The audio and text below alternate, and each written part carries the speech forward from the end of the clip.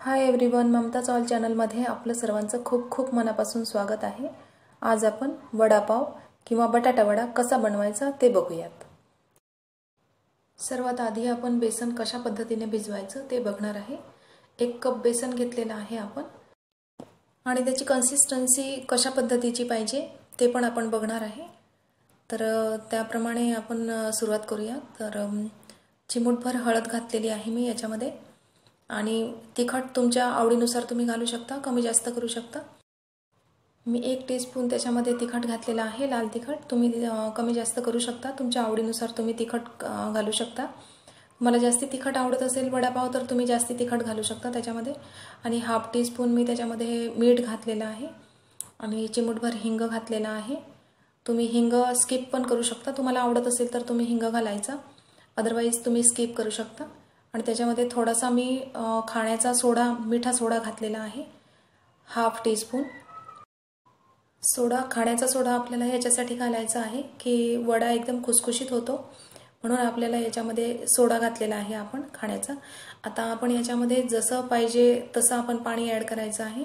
जास्ती पातळ पण करायचं नाही आणि जास्ती घट्ट पण करायचं नाही।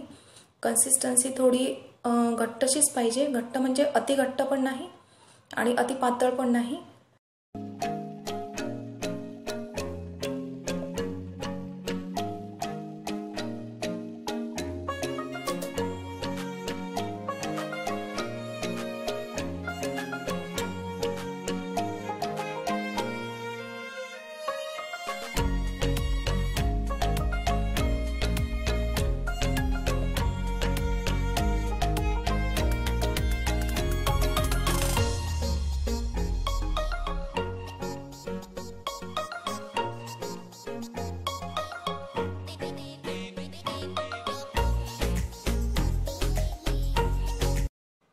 वडापाव बनवण्याकरता आधी आपल्याला बटाट्याची भाजी पाहिजे असते।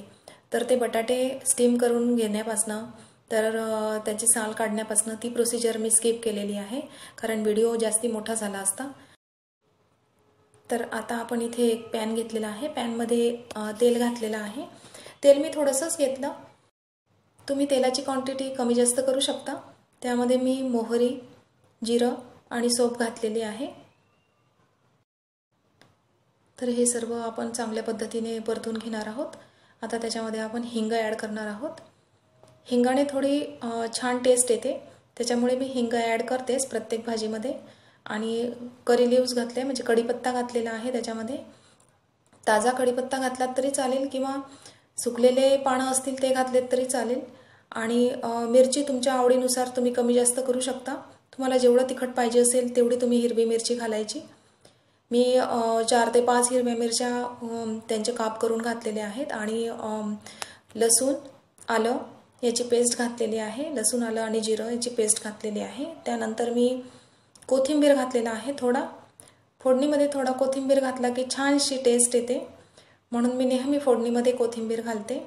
आणि धण्याची पूड घातलेली आहे, 1 टीस्पून धणे पावडर घातलेली आहे, हाफ टीस्पून हळद घातलेली आहे। तर अशा पद्धतीने आपल्याला हे सगळं साहित्य परतून घ्यायचं आहे। आणि त्यानंतर थोडंसं चवीनुसार मीठ घातलेलं आहे। मिठाची क्वांटिटी सुद्धा तुम्ही तुमच्या आवडीनुसार कमी जास्त करू शकता, तुम्हाला जेवढं मीठ पाहिजे असेल। कोणाला कमी मीठ लागतं, कोणाला जास्ती मीठ लागतं, तशा पद्धतीने आपल्या आवडीनुसार आपण मीठ कमी जास्त घालू शकता। आणि त्यानंतर स्मॅश केलेले बटाटे त्याच्यामध्ये ॲड करायचे आहेत। कुणी अशा पद्धतीने भाजी करतं, कुणी दुसऱ्या पद्धतीने पण करतं। फोडणी न घालता बटाट्यावरती त्याच्यामध्ये हळद, तिखट किंवा हिरवी मिरची वरणच ॲड करतं, मी फोडणी घालून ॲड केलेलं आहे। तर अशा पद्धतीने आपण बटाट्याची भाजी बनवून घ्यायची आहे। मी बटाटे स्मॅश करून म्हणजे हातानेच कुस्करून घेतलेले आहेत, तुम्ही छोट्या छोट्या बारीक फोडी पण करू शकता, आपापली आवड असते।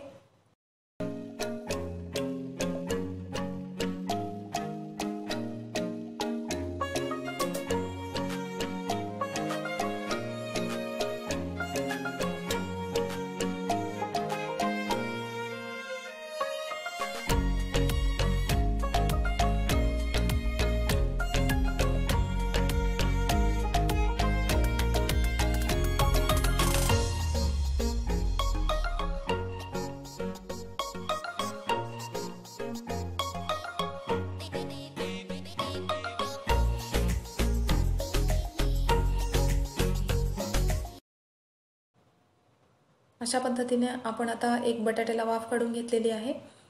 त्याच्यानंतर आपण वर्ण अजून कोथिंबीर ॲड केलेला आहे त्यामध्ये। आता ही बटाट्याची भाजी आपण गार करायला ठेवणार आहोत साईडला। त्याच्यानंतर आपण याचे गोळे बनवणार आहोत। तर अशा पद्धतीने भाजी बनवून घ्यायची बटाट्याची आणि आता आपण याचे गोळे बनवून घेणार आहोत। थंड झालेली आहे बटाट्याची भाजी। तर गोळे आपण चापटच बनवणार आहोत, कारण की गोल जर वडा केला तर बरोबर पावमध्ये वडा बसत नाही। त्याच्यामुळे मला ही ट्रिक, आपण बाहेर वडापाव खातो ना त्यामधनं ही ट्रिक मिळालेली आहे। चापट वडा बनवला की तो पावमध्ये छान असा बसतो चांगल्या प्रकारे, आणि गोल जर वडा बनवला तर तो बरोबर बसत पण नाही। त्याच्यामुळे मी असे चापट वडे बनवलेत। तुम्ही पण अशा पद्धतीने एक वेळेस बनवून बघा आणि मला सांगायला विसरू नका की कसे बनलेत तुमचे बटाटे वडे। तर अशा पद्धतीने आपण पूर्ण वडे बनवून घेणार आहोत, म्हणजे गोळे बनवून घेणार आहोत बटाट्याच्या भाजीचे पूर्ण गोळे बनवून घ्यायचे की जेणेकरून आपल्याला तळताना इझी जाईल, सोपं जाईल। त्यामुळे पूर्ण भाजीचे गोळे बनवून घ्यायचे। आता आपल्याला पूर्ण बटाटे वडे तळून घ्यायचे आहेत। तर कढई गॅसवरती ठेवून तेल गरम झालेलं आहे, तुम्ही बघू शकता। तर मीडियम गॅस ठेवायचा आहे आपल्याला। जास्ती मोठा पण गॅस करायचा नाही आणि जास्ती छोटा पण गॅस करायचा नाही। मीडियम गॅसवरती आपल्याला बटाटे वडे तळून घ्यायचे आहेत। मगाशी मी तुम्हाला बेसन भिजवताना दाखवलेलं ते थोडंसं पातळ झालं होतं। मी त्याच्यामध्ये थोडंसं बेसन ॲड केलेलं आणि त्याच्यानंतर कन्सिस्टन्सी थोडी घट्ट केलेली, तुम्ही बघू शकता। ज्या वेळेस आपण बेसनमध्ये वडा डीप करतो त्यावेळेस हाताचं बेसन थेंब थेंब पडता कामा नये, पद्धतीची कन्सिस्टन्सी पाहिजे आपल्याला बेसनाची। तर तुम्ही बघू शकता, जास्ती जर पातळ झालं बेसन तर बटाट्याची भाजी वड्यामधली फुटून बाहेर निघते आणि वडे फुटून आतमध्ये तेल जातं, त्याच्यामुळे ते वडे तेलकट होऊ शकतात। म्हणून बेसन भिजवताना बेसनाची कन्सिस्टन्सी जरा घट्टच करायची, पातळ करायची नाही, अदरवाईज ते वडे फुटून त्याच्यामध्ये आतमध्ये तेल जाऊ शकतं। तर अशा पद्धतीने आपण पूर्ण वडे तळून घेणार आहोत। वडे तळण्यासाठी आपल्याला 7 ते 8 मिनिट लागतात। तर मीडियम गॅसवरती आपल्याला वडे तळून घ्यायचे आहेत। तर अशा पद्धतीने पूर्ण वडे तळून घ्यायचे आहेत।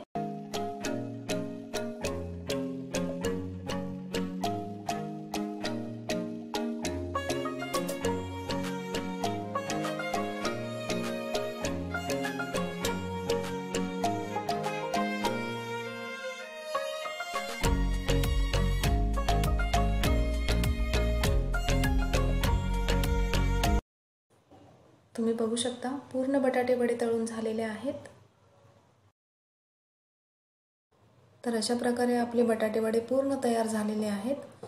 आता आपण पाव घेतलेले आहेत, मिरच्या पण तळून घेतलेल्या आहेत, चटणी पण घेतलेली आहे। तर या चटणीची रेसिपी मी तुम्हाला ओरली सांगेलच।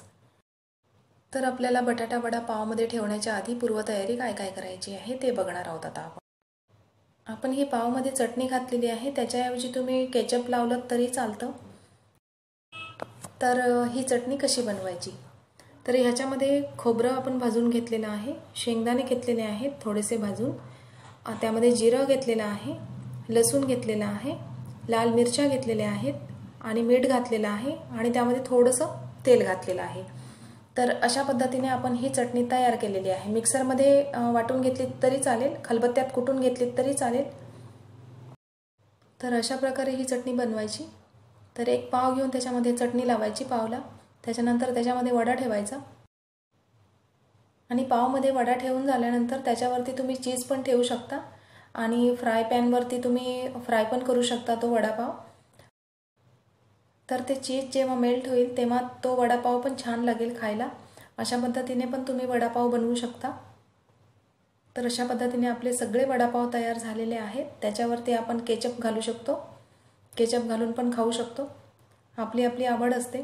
जसं तुम्हाला आवडेल तशा प्रकारे तुम्ही सर्व करू शकता। तुम्हाला आजची माझी रेसिपी आवडली असेल तर इन्स्टावरती मला फॉलो करून तुम्ही बनवलेल्या रेसिपीजचे फोटो काढून शेअर करू शकता। तर तुम्ही माझी रेसिपी वेळात वेळ काढून बघितल्याबद्दल धन्यवाद।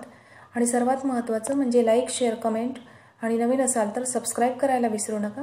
चला तर आपण पुन्हा भेटूया एक नव्या खमंग रेसिपीमध्ये। तोपर्यंत खुश राहा आणि खात राहा।